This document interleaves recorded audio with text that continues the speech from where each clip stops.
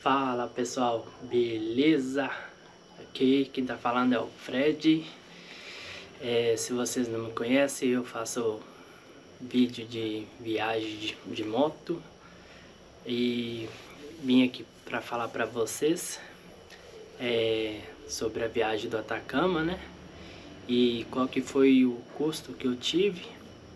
Também vou falar de planejamento, como que eu fiz para planejar a viagem e também dar algumas dicas para vocês, beleza? Aí eu vou dividir em tópicos e vai ser assim, dessa forma, beleza? E eu vou tentar evitar o máximo de fazer edição de voz. Então, se caso eu esquecer alguma coisa, que eu tô sendo mais fazendo sem roteiro mesmo. Então vamos lá, vamos começar primeiro com...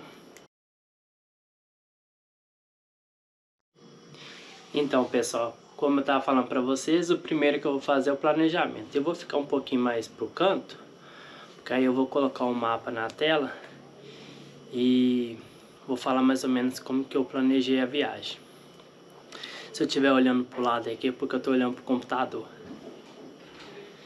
Então, eu moro em Birité, né?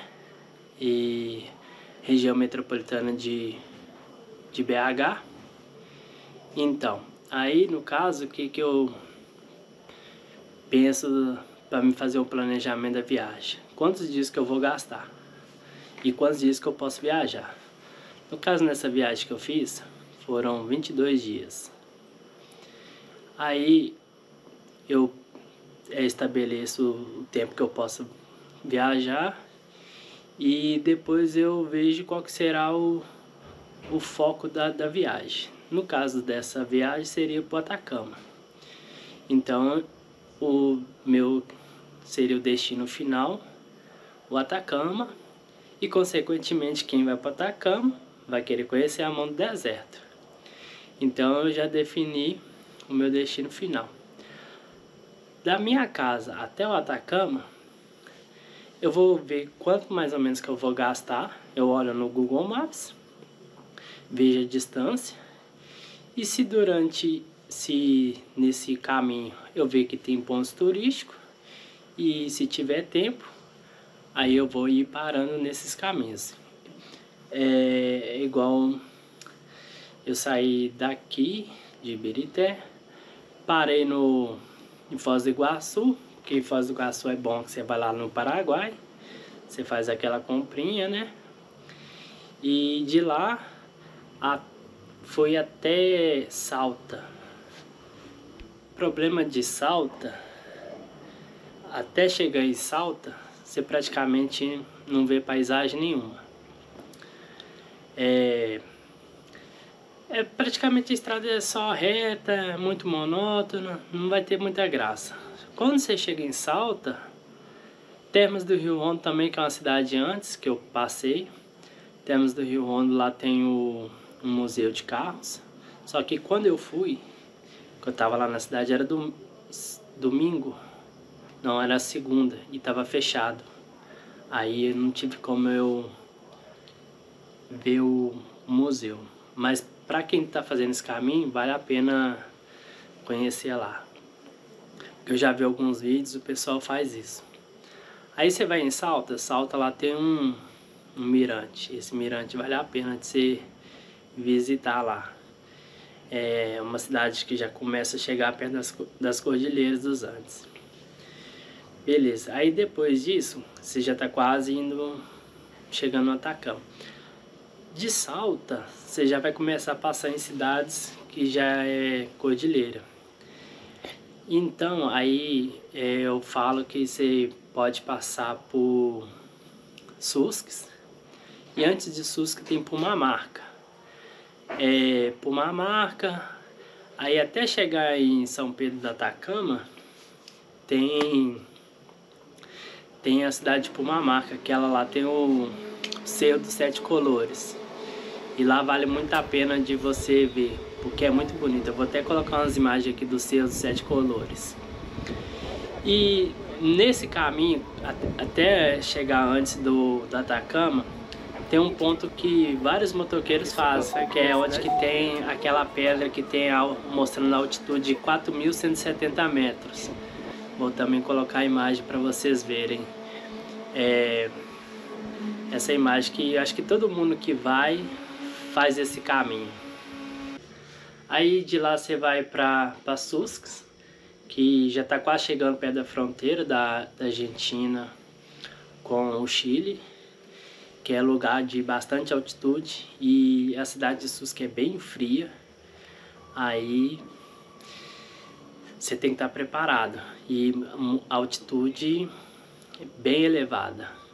Depois disso você já está chegando próximo a São Pedro do Atacama, que você vai passar a fronteira, que a fronteira lá ela é meio chatinha.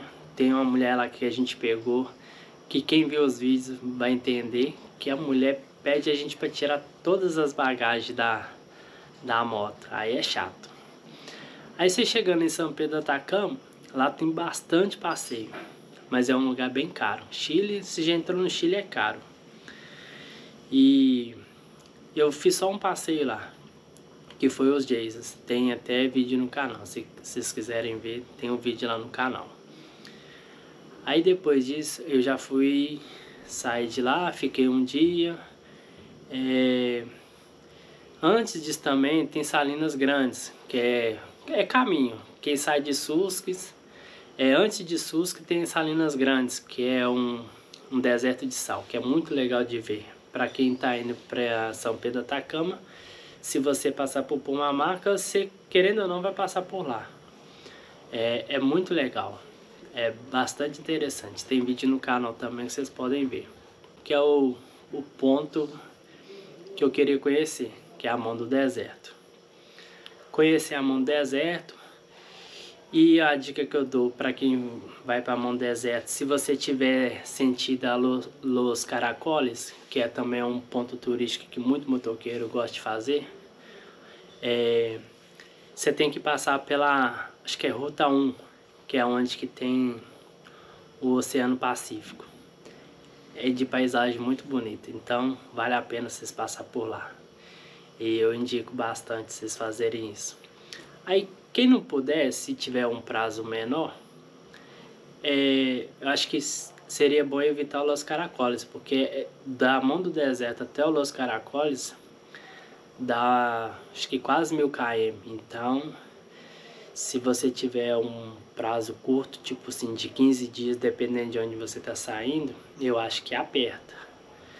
1000 km dá uma boa diferença, e isso é praticamente 2 dias a mais, né, que você vai fazer. Isso aí você tem que pensar bem como que você vai fazer. Como eu fiz esse caminho, aí eu passei por Mendonça, de Mendonça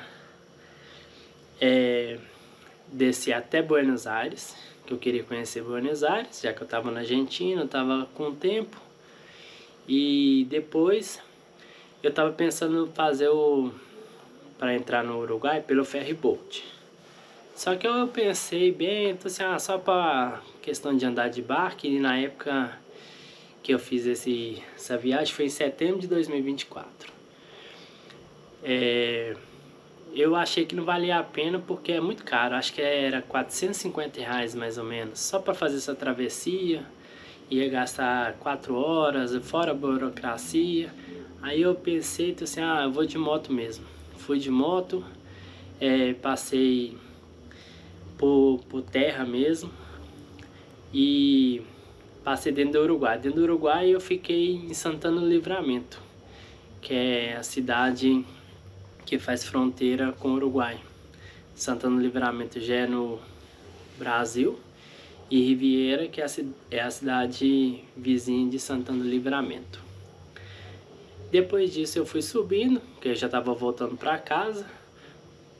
Passei em Balneário Camboriú, fiquei lá uns 2 dias, mas praticamente eu não aproveitei porque só peguei chuva. E conheci o Beto Carreiro, que eu não conhecia. Isso aí, que nem eu falo para vocês, vai depender muito do que vocês estão pensando. E depois fui para casa. Eu acho que Essa que é a dica que vale a pena vocês ter esse pensamento de como planejar a rota. Resumindo o planejamento, o que vocês devem pensar? Qual que é o destino final, dependente da viagem que você vai fazer, se é para Atacama ou para outro lugar. E nesse período, que é esse percurso que você vai fazer, ver se tem algum ponto turístico que pode te agregar, que você vai, já que é caminho mesmo e tá de moto, aí vale a pena você visitar. Eu conheci vários lugares, teve um lugar lá que eu queria conhecer, mas eu acho que eu errei o caminho, que acho que chama Garganta do Diabo, eu nem lembro qual que é o nome dessa cidade, só que eu sei que é lá na Argentina, e é muito bonito. Aí eu achei que eu ia passar por lá, acabou, ou eu passei e não vi, ou eu errei a cidade. Diz que tem uma outra cidade lá que também chama Tilcara, que parece que é bem legal também. Aí se vocês quiserem já pode pôr na rota de quem está planejando fazer a viagem. Se vocês estiverem gostando do vídeo, pessoal, deixa aquele like e se inscreva no canal. Vamos lá, agora para o próximo tópico. O que é dicas de viagem. Então, o que eu aconselho vocês? Quem vai para lá ou ter passaporte, não é obrigatório, ou a carteira de identidade que tem que ter no mínimo 10 anos de emissão. Aí essa é a dica, que se você não tiver nenhum desses dois, você não vai conseguir entrar não. Beleza? Aí o próximo, que eu acho que é importante, é ter um cartão internacional, que isso quebra galho demais, porque você vai abastecer. Às vezes você tá apertado de dinheiro, você tendo cartão vai te facilitar bastante. Isso aí quebra galho. Aconteceu comigo que eu tinha um cartão internacional, era só trocar ele para dólar, que aí isso aí já o cartão mesmo já faz a conversão e já vai debitando lá. Nossa, depois que eu comecei a usar o cartão internacional lá, ajudou demais, que eu fiquei com menos dinheiro. Isso aí ajudou demais, que principalmente na Argentina, que o peso lá na época estava meio desvalorizado. Quando eu troquei foi em Foz do Iguaçu, eu peguei o peso a 225 a cada R$1. Então, na época o dólar estava 5,60. E eu peguei essa conversão do peso para R$1 de 225. Troquei lá, eles me deram 225 notas. Imagina o bolo de nota que eu tava. Que aí eu fui para trocar. Foi muita coisa. Aí por isso que o cartão internacional nessas questões ajuda, que você fica com menos volume. E também é mais segura. Às vezes para quem tem celular que tem NFC também ajuda, né? Só aproximar o celular e boa. Outra coisa, o dinheiro físico também, que é necessário. Por mais que você tenha um cartão internacional, tem que ter o dinheiro físico. Isso aí vai poder te socorrer em alguma estação. Vai que você tá em algum lugar, tipo seu pneu fura, e o cara que troca lá, ele não tem maquininha nem nada. Se você não tiver o dinheiro, você tá ferrado. Pra se virar, como que vai ajudar lá? A outra dica é a internet. Se tiver uma internet internacional, igual a Claro, eu sei que tem. Eu não levei, não fiz isso, e quase que eu me levo ferro. Eu só não levei ferro porque quando eu fiquei sem internet lá no Chile, eu tava acompanhada e eu tava seguindo o cara que tava lá. Aí me ajudou bastante, senão eu ia ter que comprar outro chip. Porque eu comprei o chip lá na Argentina, pré-pago, e é burocrático pra você ativar ele. Que eles pedem sua documentação. Se você não tiver o domínio da língua espanhola, você passa apertado. Eu gastei uns 2 dias para ativar, porque eu não sabia que tinha que mandar a identidade, não sabia como que fazia. O cara que onde que eu comprei também não sabia fazer ativação. Tive que pesquisar na internet quando eu estava no hotel para me conseguir ativar ele. O próximo é roupa de frio. Pode ter certeza que quando você chegar nesses lugares que tem altitude, tipo igual a cidade de Susques, ela é uma cidade que ela é na altitude e muito frio. Faz frio o ano inteiro lá. E para quem tá de moto, vai passar apertado. E para quem também vai pelos Caracoles, igual eu peguei neve lá, e lá perto dos Caracoles já é fronteira com a Argentina. Lá eu peguei -4. Você vai para Atacama também, se você for fazer o Jesus, eu peguei também -6. Então você tem que ir bastante agasalhado. Pode ter certeza. Igual eu fui em setembro, eu não sei se for em dezembro, se faz tanto frio, mas eu tenho certeza que pelo menos em Susques, se for passar por lá, vai sentir bastante frio. E também esse é o básico, para quem tem pneu, moto com pneu sem câmera, levar macarrão, ferramentas e igual eu tenho uma bomba, aquelas bombas elétricas pequenas, levei ela, se caso eu precisasse, eu conseguiria usar o macarrão e encher o pneu. Então eu acho que isso é um dos itens essenciais para quem tá viajando de moto. Ainda mais no meu caso que eu estava sozinho, então eu achei de extrema importância levar esses itens. E ferramenta também, né? Isso aí ajuda demais. Eu acho que isso aí são algumas dicas que é básica. Se alguém que já viajou e tá vendo esse vídeo quiser dar uma dica, deixa nos comentários aí que pode ajudar até quem tá vendo, né? O vídeo, tá querendo viajar, que isso aí vai ajudar demais. E também não esquece de deixar o like não, viu? Agora vamos passar pro próximo, e acho que do mais que gera curiosidade para o pessoal, que é os custos da viagem. Um dos motivos de eu estar fazendo esse vídeo é porque eu recebi alguns comentários em alguns vídeos de quanto que eu gastei nessa viagem. Aí eu acho que achei interessante de fazer isso, porque pode ajudar alguém no planejamento, ter mais ou menos uma base de quanto que vai gastar.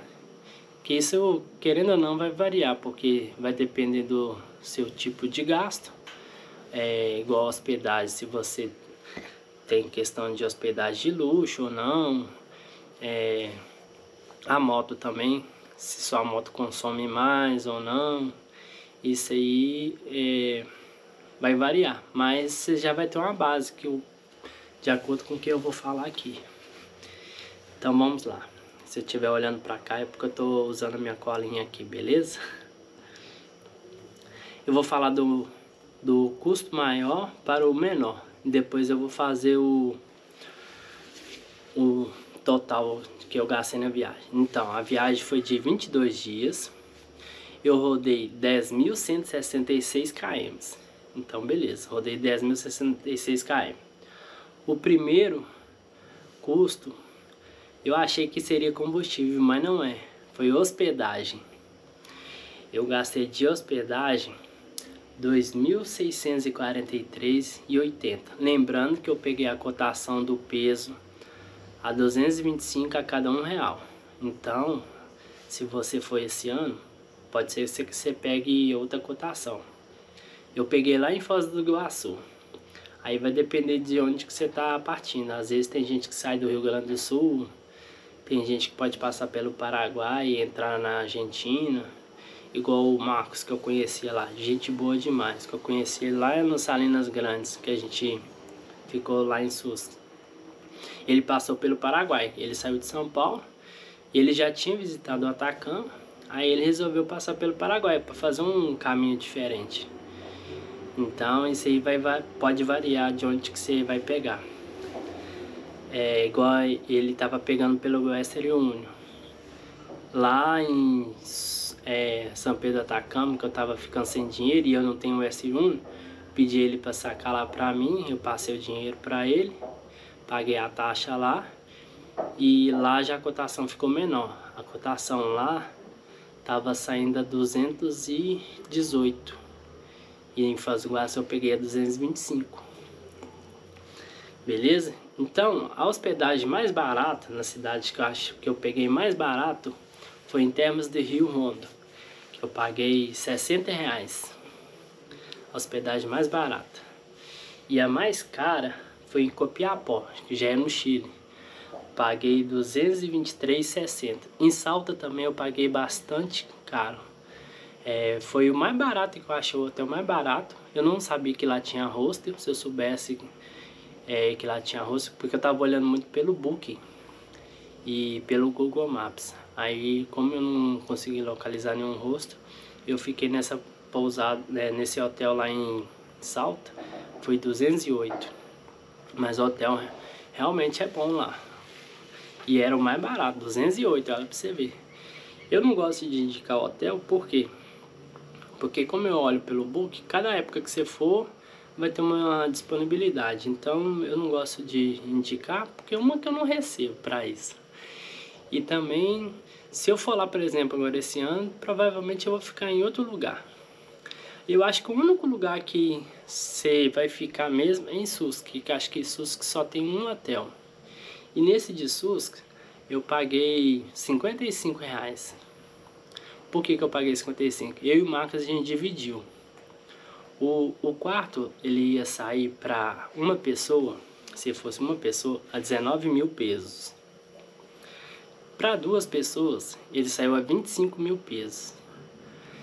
Aí a gente tava junto mesmo, assim, vamos ficar no quarto lá, cada um pega uma cama e divide. Saiu, quer dizer, 25 mil dividiu pros dois, deu 12.500. E se eu tivesse só que dormir num quarto separado lá, ia pagar 19 mil. Então, querendo ou não, é uma economia. E em São Pedro do Atacama, eu fiquei num camping. Aí lá, eu não conto como pousada, mas foi R$43. Convertendo, saiu a R$43. Beleza? Agora vamos para o segundo. Combustível. Combustível foi o segundo, que ele ficou no valor de R$2.238,49. O que pesou no combustível? Foi no Chile. Lá a gente tava pagando média de R$8,50 de combustível por litro. E aqui no Brasil a gente tava pagando R$5,60, R$5,70. Na Argentina, R$5,40, R$5,50, mais ou menos esse preço. Aí no Chile, teve o dia que a gente saiu de uma cidade, a gente foi até Los Angeles, que a gente rodou 790 km nesse dia. Eu gastei 340 só de combustível. Pra você ver como que pesou, porque R$8,50 um litro, aí é triste. Então esse foi o segundo maior gasto. Agora o terceiro maior gasto foi alimentação. Foi um total de R$1.087,57. Isso aí vai variar, tem dia que igual eu tava em Foz do Iguaçu lá e eu tinha aqueles fogareiros, levei. Aí eu mesmo fiz comida. Lá em São Pedro do Atacama a gente comeu em restaurante, aí já ficou um pouco mais caro, porque lá é caro, como tudo no Chile é mais caro pra gente. Aí lá já começou a pesar comida. Nos outros lugares que a gente tava no Chile também, querendo ou não, fica mais caro. Aí ficou esse valor. Beleza? O quarto foi passeios. Ficou em R$536. Eu fiz poucos passeios durante essa viagem. Eu fiz nos Jesus, que ficou em R$250. O outro foi em Salta, que eu passei de teleférico, que ele ficou por volta de R$60 o teleférico. Eu achei bem carinho o teleférico lá. O Marcos, ele falou que ele foi em 2023, o teleférico estava R$15. Ele pegou aquela época boa que o peso estava bem desvalorizado, ele tinha pagado R$15. Aí eu já paguei R$60. De um ano para o outro já mudou bastante. E eles tinham aumentado bastante o peso, porque para estrangeiro é mais caro do que para argentino, lá em Salta. E também eu fui no Parque das Aves, em Foz do Iguaçu. E também o Beto Carreiro.